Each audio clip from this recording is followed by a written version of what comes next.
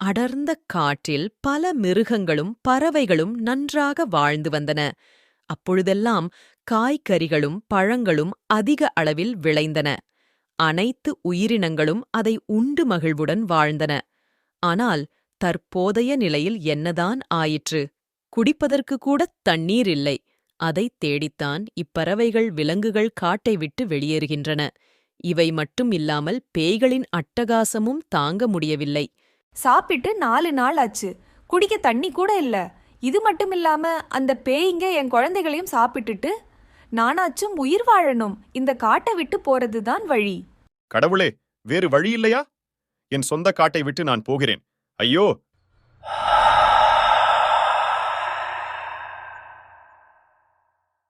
இப்படி அழகா இருந்த காடு எதுக்கு இப்படி ஆயிடுச்சு தெரியுமா? கொஞ்ச நாளுக்கு முன்னாடி பொன்னின்னு ஒரு பெண் வாழ்ந்துகிட்டு இருந்தா. பக்கத்து கிராமத்துல வசிக்கிற இந்த பொண்ணு காட்டுல வந்து நிறைய விறகு எடுத்துட்டு போய் அதை விட்டு காசாக்கி சாப்பிட்டு வந்தா. அப்படி விறகு வெட்டிட்டு போயிட்டு இருக்கும்போது ஒரு நாள் திடீர்னு பொண்ணுக்கு தலைவலி வந்துச்சு. அவளால ஒரு வழி கூட நடக்க முடியல.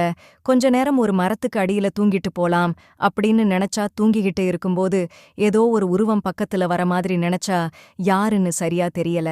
தூரத்தில் அவரது ஒரு உருவம் தலைவலியும் தாங்க முடியல. என்ன செய்யறதுன்னு தெரியாம யோசிச்சுக்கிட்டே இருந்தா.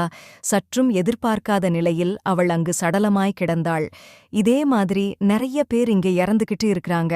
அவ ஆவியான என்ன காரணம் கண்டுபிடிக்க நினைச்சா, சரி நம்ம பேசும் பறவை ஒன்னு இருக்கு, அது ஒரு பேய் பறவைதான், அதுகிட்ட போய் கேப்போம் அப்படின்னு சொன்னா. அப்படி கேட்டபோது 100 ஆண்டுகளுக்கு முன்பு ஒரு பொண்ண கொலை பண்ணி இதே காட்டுல புதைச்சாங்க. இப்போ அந்த ஆத்மா வெளிய வந்துருச்சு.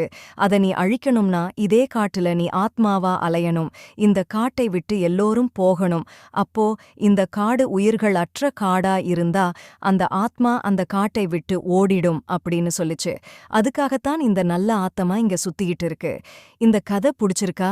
எல்லாருக்கும் புடிச்சிருந்தா லைக் பண்ணுங்க. நம்ம சேனலையும் சப்ஸ்கிரைப் பண்ணுங்க.